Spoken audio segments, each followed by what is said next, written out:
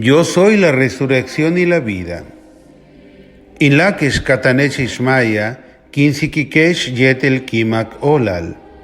Beklae, tehop el domingo, ti ukilish kinilob, cuaresma, yetel ukap el domingo, tankilish kunsik misa, ishil jonalob, kalanob.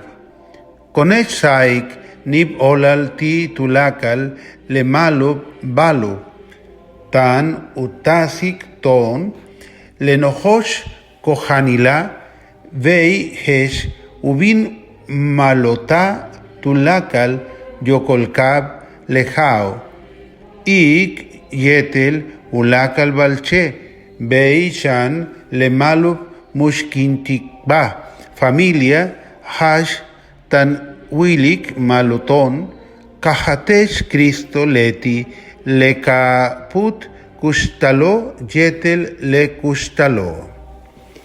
Muy queridos hermanos y hermanas, les saludo con el afecto de siempre en este quinto domingo del Santo Tiempo de Cuaresma, segundo domingo de celebración eucarística a puertas cerradas. En medio de tanto dolor, de tantas angustias y miedos, hay algunas buenas noticias que debemos conocer, aplaudir y agradecer a Dios.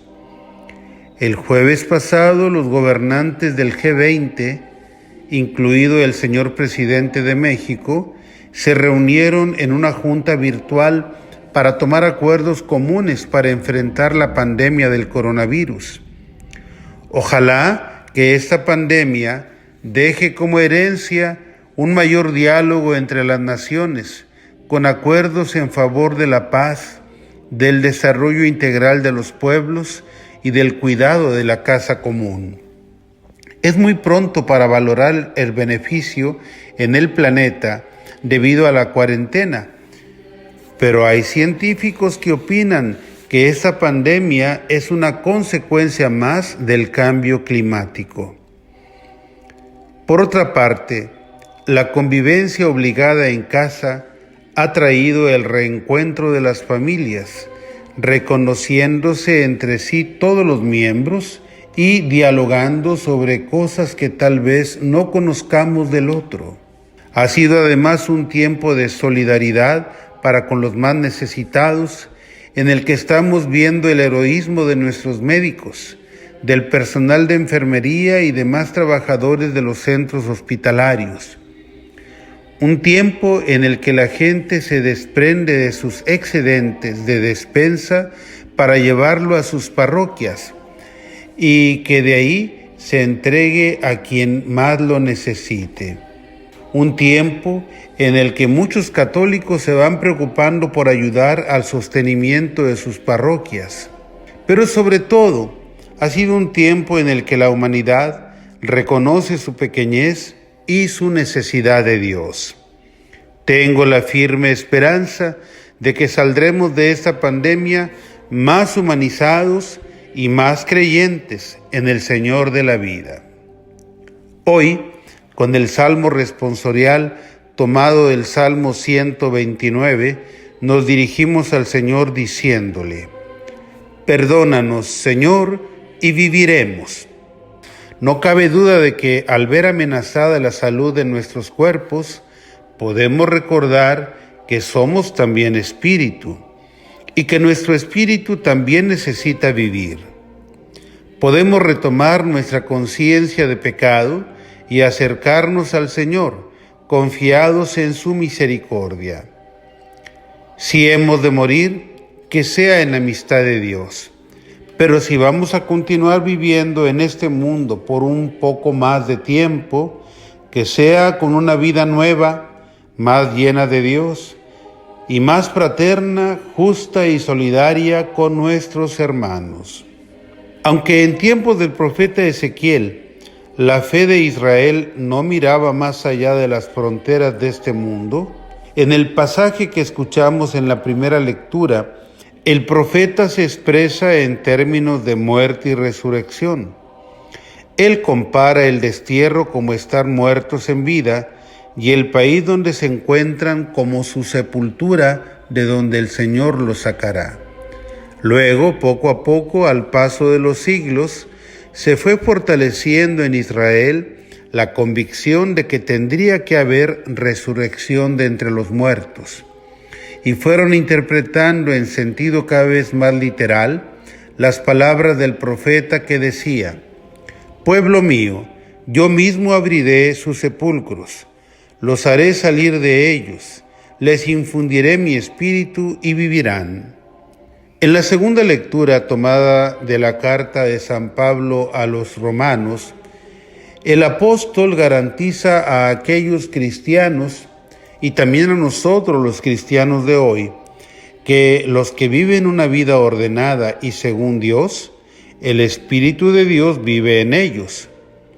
Fijémonos que en el texto de Ezequiel la palabra espíritu se escribió con minúscula y ahora San Pablo la escribe con mayúscula, porque ya los cristianos conocemos el misterio de la Santísima Trinidad y sabemos que una vida ordenada es siempre una manifestación de la presencia del Espíritu Santo.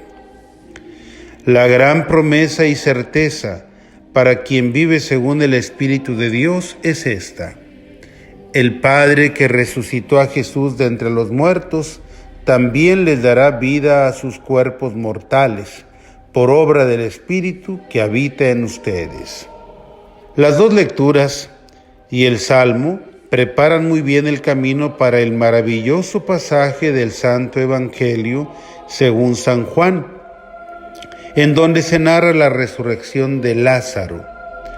Según dice el texto, Jesús sentía un gran afecto por sus amigos Lázaro, Marta y María, lo cual nos habla de que Jesús tenía un corazón auténticamente humano.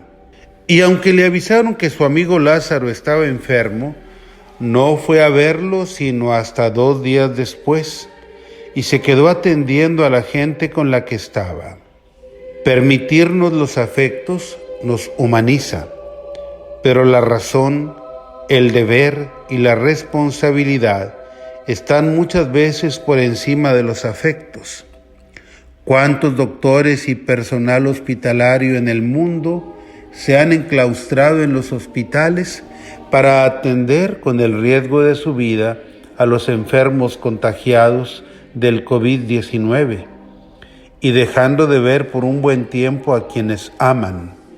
Más allá de esta pandemia, los médicos tienen muchas oportunidades para renunciar temporalmente a quienes aman para estar con quienes deben estar. Y esto es verdadero amor.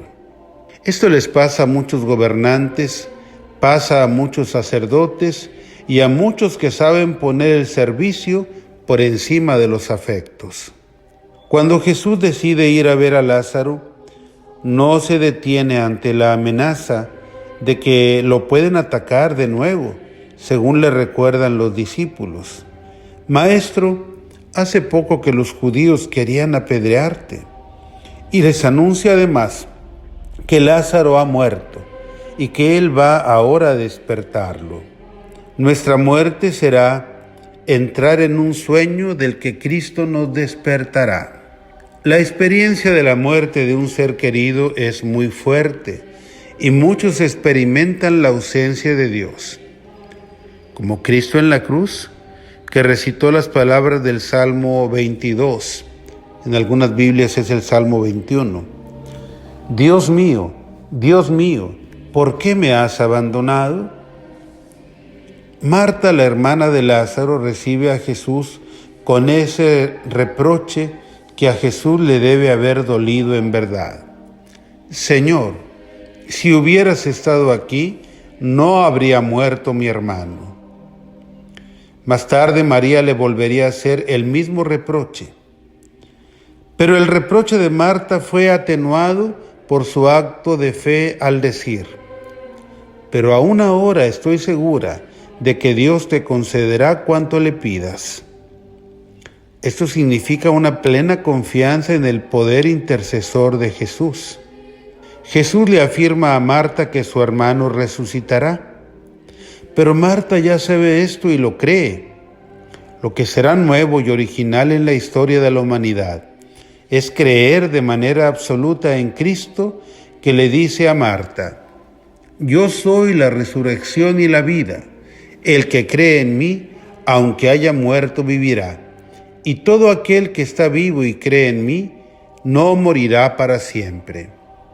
¿Crees tú esto? Marta es la primera persona en el mundo que hace una categórica confesión de fe absoluta en Jesús y en su poder de dar la vida.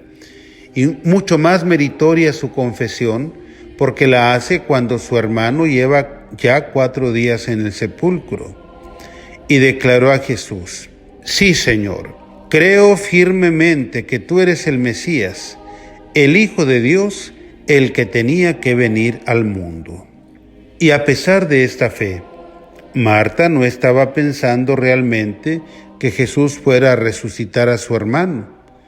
Por eso, cuando Jesús ordenó que quitaran la losa del sepulcro, ella replicó: Señor, ya huele mal, porque lleva 4 días. Ella, sin el milagro, ya había creído.